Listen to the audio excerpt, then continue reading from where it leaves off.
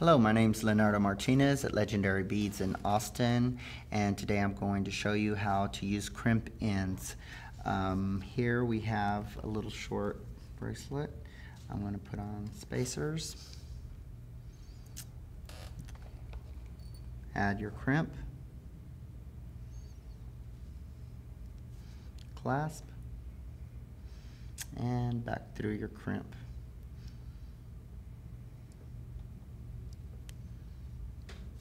Like to hold your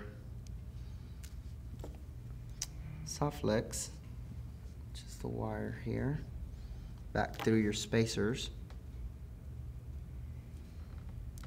Pulling that through. We have two types of crimping tools. The first one's the Mighty Crimper, which has two little gullies. Placing the end of the gully, the bead at the end, on the inside gully of your crimper, smashing it down, and then turning it at a right angle and rounding it. And then clipping perpendicular so not cut your necklace. Here we have our crimping tool. The Magical Crimper has a rounded inside groove. You place your crimp inside the rounded groove, pressing down.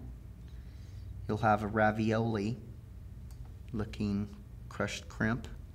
Turning your magical tool at a right angle and smashing that down to be a round. And I like to kind of tamp that down so you have a nice 2mm bead using your magical tool.